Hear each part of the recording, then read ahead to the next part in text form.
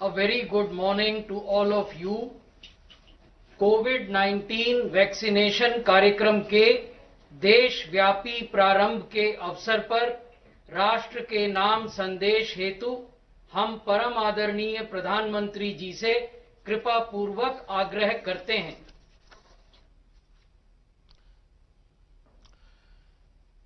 मेरे प्यारे देशवासियों, नमस्कार। आज के दिन का पूरे देश को बेसब्री से इंतजार रहा है। कितने महीनों से देश के हर घर में बच्चे, बूढ़े, जवान सभी की जुबान पर यही सवाल था कि कोरोना की वैक्सीन कब आएगी। तो अब कोरोना की वैक्सीन आ गई है, बहुत कम समय में आ गई है।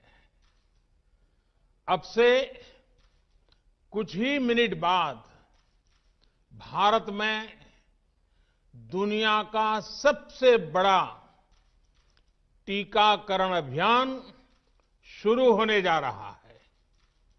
मैं सभी देशवासियों को इसके लिए बहुत बहुत बधाई देता हूं। आज वो वैज्ञानिक, वैक्सीन रिसर्च से जुड़े अनेकों लोग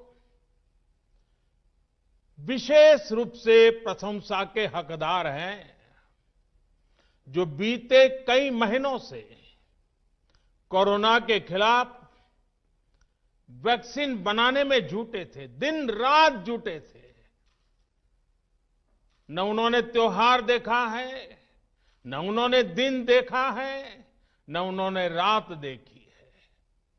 आमतौर पर एक वैक्सीन बनाने में बरसों लग जाते हैं, लेकिन इतने कम समय में एक नहीं, दो मेड इन इंडिया वैक्सीन तैयार हुई है। इतना ही नहीं, कई और वैक्सीन पर भी काम तेज गति से चल रहा है। ये भारत के सामर्थ्य, भारत की वैज्ञानिक दक्षता, भारत के टैलेंट का जीता जागता सबूत है। ऐसी ही उपलब्धियों के लिए राष्ट्रकवि रामधारी सिंह दिनकर जी ने कहा था, मानव जब जोर लगाता है, पत्थर पानी बन जाता है। भाइयों और बहनों, भारत का टीकाकरण अभियान बहुत ही मानवीय और महत्वपूर्ण सिद्धांतों पर आधारित है। जिसे सबसे ज्यादा जरूरी है, उसे सबसे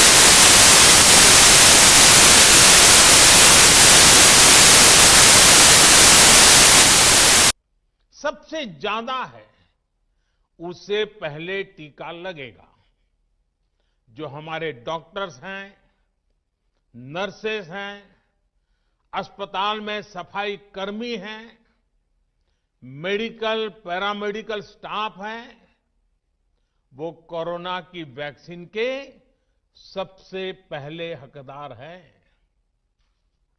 चाहे वो सरकारी अस्पताल में हो या फिर प्राइवेट में, सभी को ये वैक्सीन प्राथमिकता पर लगेगी। इसके बाद उन लोगों को टीका लगाया जाएगा जिन पर जरूरी सेवाओं और देश की रक्षा या कानून व्यवस्था की जिम्मेदारी है।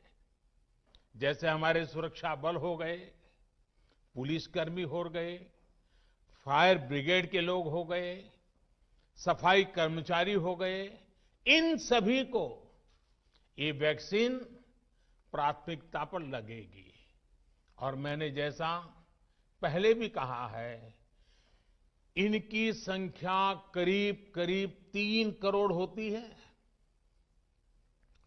इन सभी के वैक्सीनेशन का खर्च भारत सरकार द्वारा उठाया जाएगा। साथियों, इस टीकाकरण अभियान की पुख्ता तैयारियों के लिए राज्य सरकारों के सहयोग से देश के कोने कोने में ट्रायल्स किए गए हैं, ड्राई रन्स हुए हैं। विशेष तौर पर बनाए गए कोविन डिजिटल प्लेटफॉर्म में टीकाकरण के लिए रजिस्ट्रेशन से लेकर ट्रैकिंग तक की व्यवस्था है। आपको पहला टीका लगने के बाद दूसरी डोज कब लगेगी, इसकी जानकारी भी आपके फोन पर दी जाएगी। और मैं सभी देशवासियों को ये बात फिर याद दिलाना चाहता हूं कि कोरोना वैक्सीन की 2 डोज लगनी बहुत जरूरी है। एक डोज ले लिया और फिर भूल गए, ऐसा गलती मत करना। और जैसा एक्सपर्ट्स कह रहे हैं, पहली और दूसरी डोज के बीच लगभग 1 महीने का अंतराल भी रखा जाएगा। आपको ये भी याद रखना है कि दूसरी डोज लगाने के 2 हफ्ते बाद ही आपके शरीर में कोरोना के विरुद्ध जरूरी शक्ति विकसित हो पाएगी। इसलिए टीका लगते ही आप असावधानी बरतने लगें, मास्क निकालकर रख दें, 2 गज की दूरी भूल जाएं, ये सब मत करिएगा। मैं प्रार्थना करता हूं, मत करिएगा।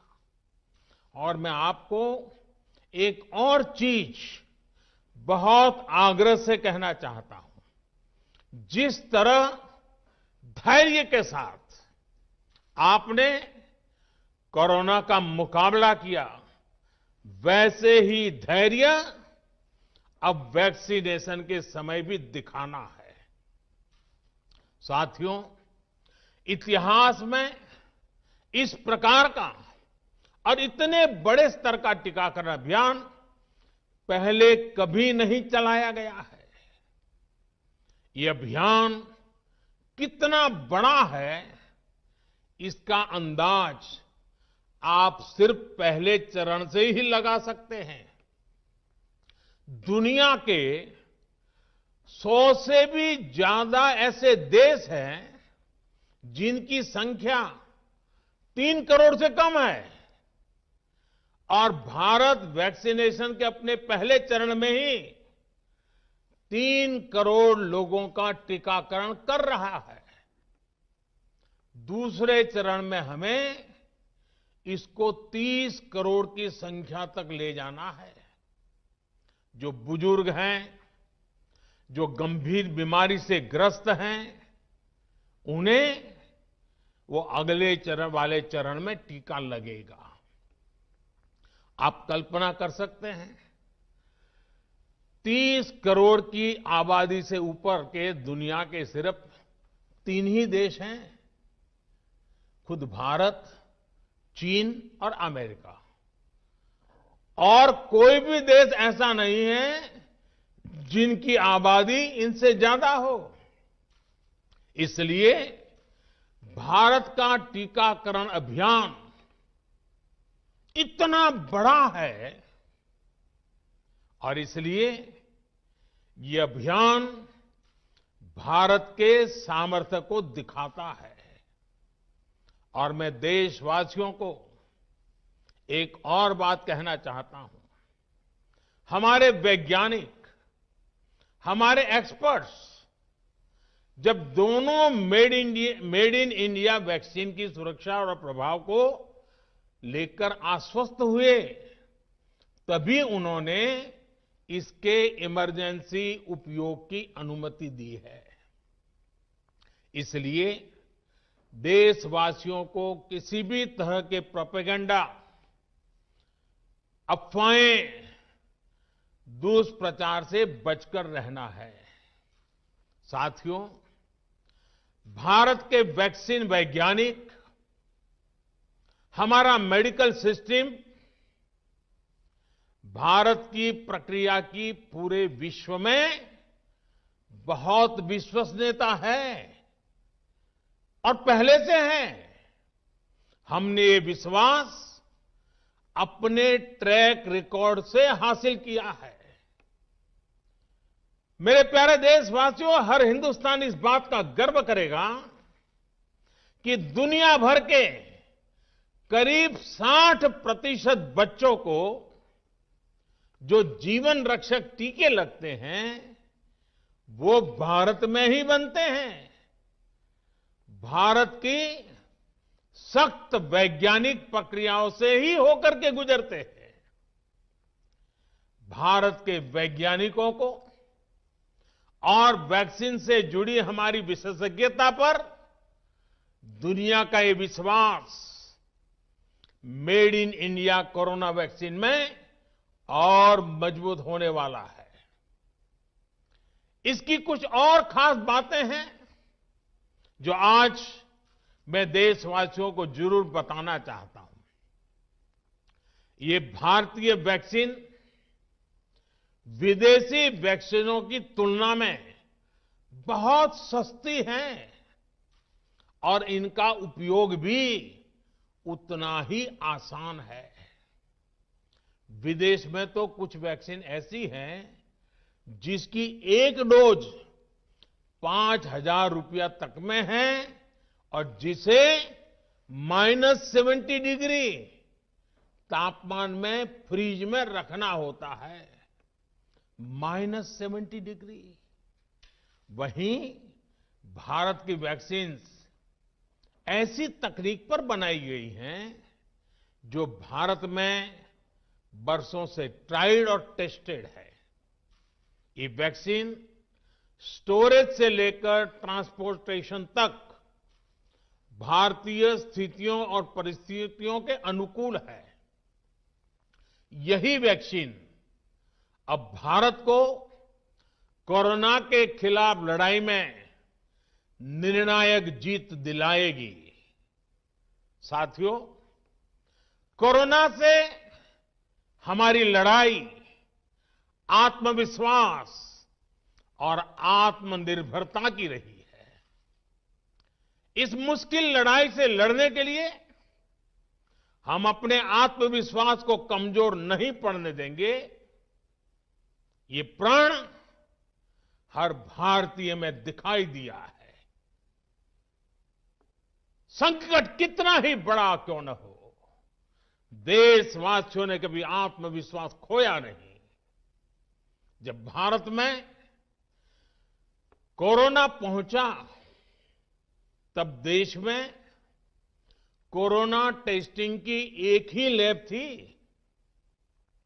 हमने अपने सामर्थ्य पर विश्वास रखा और आज 2300 से ज्यादा लैब्स का नेटवर्क हमारे पास है। शुरुआत में हम mask, PPE kit, testing kits, ventilators जैसे जरूरी सामान के लिए भी विदेशों पर निर्भर थे। आज इन सभी सामानों के निर्माण में हम आत्मनिर्भर हो गए हैं और इनका निर्यात भी कर रहे हैं। आत्मविश्वास और आत्मनिर्भरता की इसी ताकत को हमें टीकाकरण के इस दौर में भी सशक्त करना है। साथियों, महान तेलुगु कवि श्री गुराजाड़ा अप्पा राव ने कहा था, सौंत लाभम कौंत मानुको, सौंत लाभ कौंत मानुको ಪೌರು ಗುವಾಡಿಕಿ ತೋಡು ಪಾಡ್ಬೋಯ್ देश मंटे मट्टी कादोई देश मंटे मनुष्य लोय यानी हम दूसरों के काम आए ये निस्वार्थ भाव हमारे भीतर रहना चाहिए। राष्ट्र सिर्फ मिट्टी, पानी, कंकड़, पत्थर से नहीं बनता, बल्कि राष्ट्र का अर्थ होता है हमारे लोग। कोरोना के विरुद्ध लड़ाई को संपूर्ण देश ने इसी भावना के साथ लड़ा है। आज जब हम बीते साल को देखते हैं तो एक व्यक्ति के रूप में, एक परिवार के रूप में, एक राष्ट्र के रूप में हमने बहुत कुछ सीखा है, बहुत कुछ देखा है, जाना है, समझा है। आज भारत जब अपना टीकाकरण अभियान शुरू कर रहा है तो मैं उन दिनों को भी याद कर रहा हूं। कोरोना संकट का वो दौर जब हर कोई चाहता क्या कि कुछ करें, लेकिन उसको उतने रास्ते नहीं सूझते थे।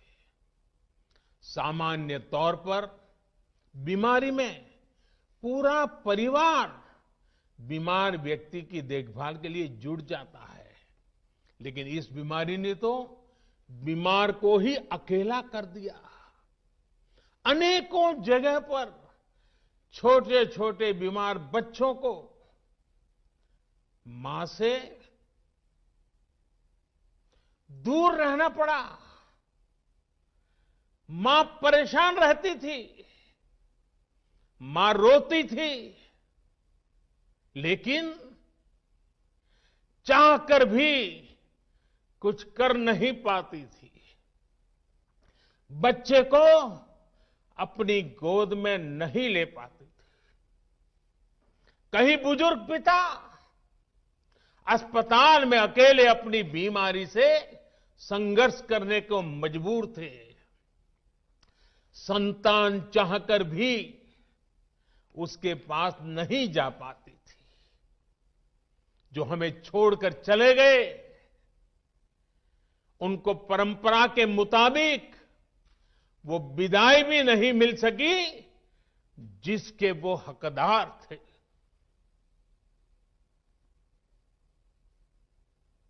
जितना हम उस समय के बारे में सोचते हैं, मन सिहर जाता है, उदास हो जाता है। लेकिन साथियों, संकट के उसी समय में, निराशा के उसी वातावरण में कोई आशा का भी संचार कर रहा था। हमें बचाने के लिए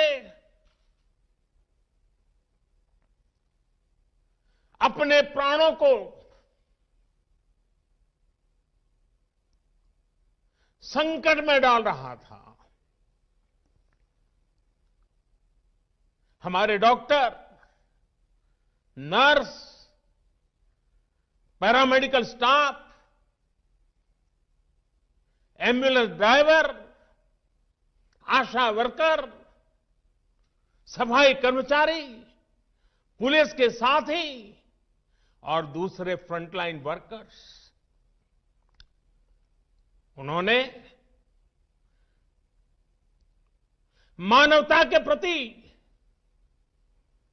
अपने दायित्व को प्राथमिकता दी। इनमें से अधिकांश तब अपने बच्चों, अपने परिवार से दूर रहे, कई कई दिन तक घर नहीं गए।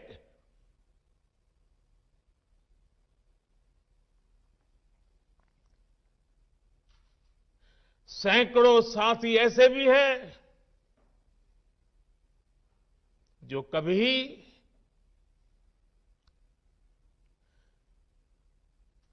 घर वापस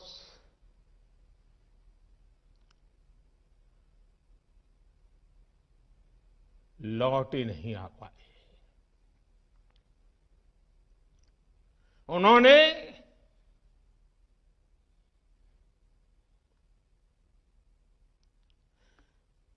एक एक जीवन को बचाने के लिए अपना जीवन आहुत कर दिया। इसलिए आज कोरोना का पहला टीका स्वास्थ्य सेवा से जुड़े लोगों को लगाकर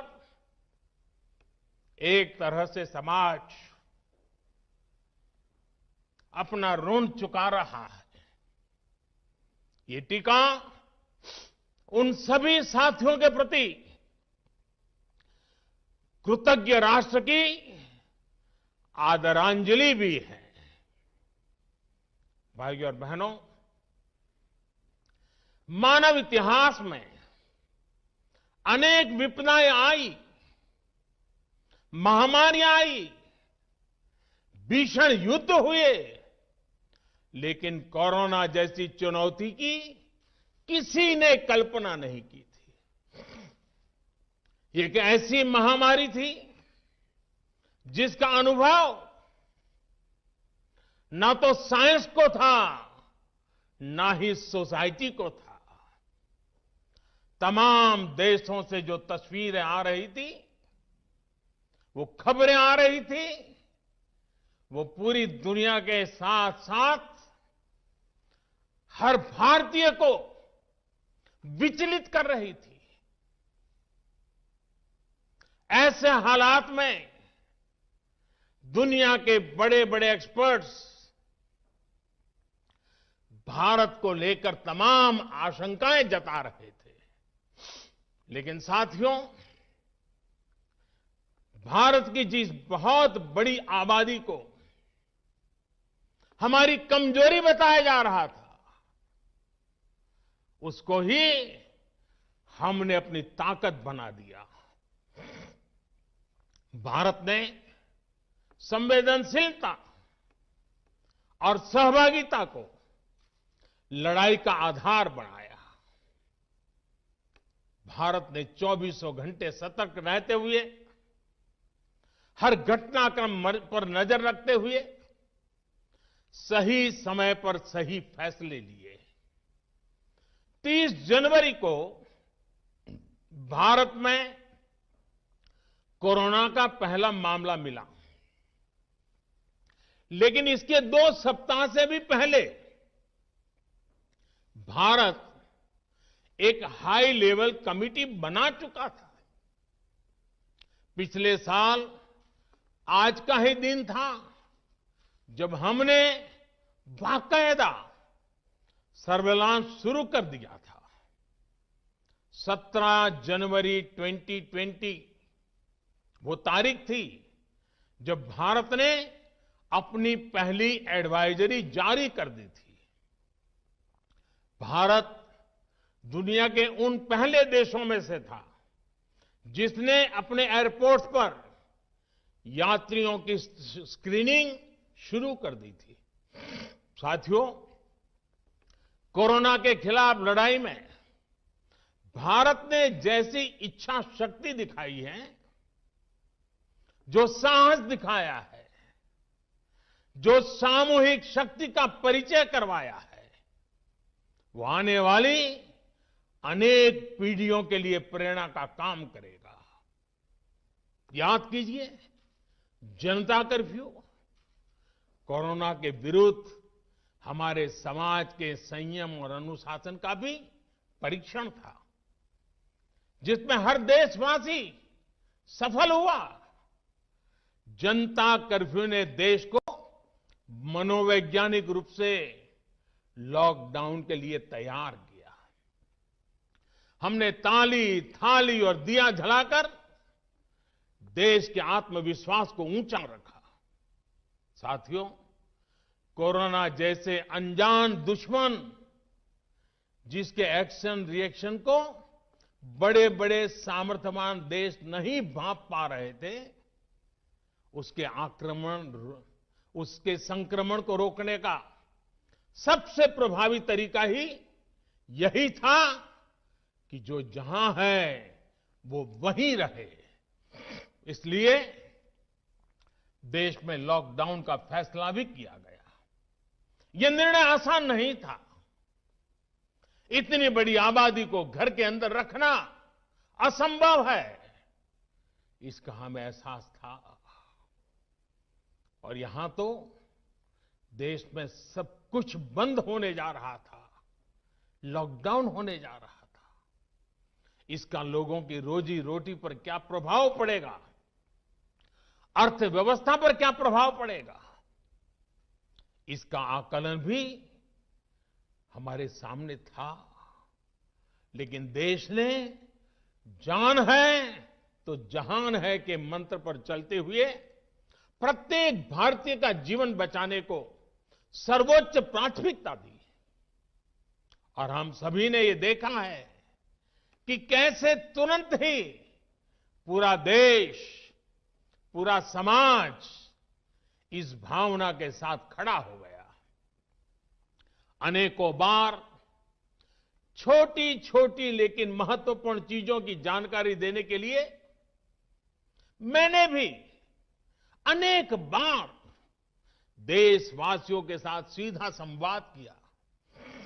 एक तरफ जहां गरीबों को मुफ्त भोजन की व्यवस्था की गई, तो वहीं दूध, सब्जी, राशन, गैस, दवा ऐसी जरूरी चीजों की सुचारू आपूर्ति सुनिश्चित की गई। देश में व्यवस्थाएं ठीक से चलें, इसके लिए गृह मंत्रालय ने 24/7 कंट्रोल रूम शुरू किया, जिस पर हजारों कॉल्स का जवाब दिया गया, लोगों को समाधान दिया गया। साथियों, कोरोना के विरुद्ध इस लड़ाई में हमने कदम कदम पर दुनिया के सामने उदाहरण प्रस्तुत किया है।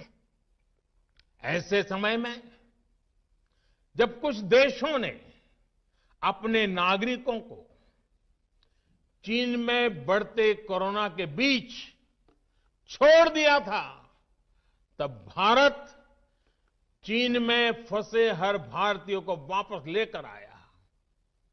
और सिर्फ भारत के ही नहीं, हम कई दूसरे देशों के नागरिकों को भी वहां से वापस निकाल करके लाए। कोरोना काल में वंदे भारत मिशन के तहत 35 लाख से ज्यादा भारतीयों को विदेशों से भारत लाया गया। मुझे याद है, एक देश में जब भारतीयों को टेस्ट करने के लिए मशीनें कम पड़ रही थी, तो भारत ने पूरी टेस्टिंग लैब यहां से वहां भेज करके उसको वहां सजाया, लगाया, ताकि वहां से भारत आ रहे लोगों को टेस्टिंग की दिक्कत ना हो। साथियों, भारत ने इस महामारी से जिस प्रकार से मुकाबला किया, उसका लोहा आज पूरी दुनिया मान रही है। केंद्र और राज्य सरकारें, स्थानीय निकाय, हर सरकारी संस्थान, सामाजिक संस्थाएं कैसे एकजुट होकर बेहतर काम कर सकते हैं, ये उदाहरण भी भारत ने दुनिया के सामने रखा। इसरो, डीआरडीओ, फौज से लेकर किसानों और श्रमिकों तक सभी एक संकल्प के साथ कैसे काम कर सकते हैं, ये भारत ने दिखाया है। 2 गज की दूरी और मास्क है जरूरी, उस पर फोकस करने वालों में भी भारत अग्रणी देशों में रहा। भाइयों और बहनों, आज इन्हीं सब प्रयासों का परिणाम है कि भारत में कोरोना से होने वाली मृत्यु की दर कम है और ठीक होने वालों की दर बहुत अधिक है। देश के कई जिले ऐसे हैं जहां एक भी व्यक्ति को हमें कोरोना की वजह से खोना नहीं पड़ा। इन जिलों में हर व्यक्ति कोरोना से ठीक होने के बाद अपने घर पहुंचा है। बहुत से जिले ऐसे भी हैं जहां बीते 2 सप्ताह से कोरोना संक्रमण का एक भी केस नहीं आया है। जहां तक कि लॉकडाउन के से प्रभावित अर्थव्यवस्था की रिकवरी में भी भारत दुनिया में आगे निकल रहा है।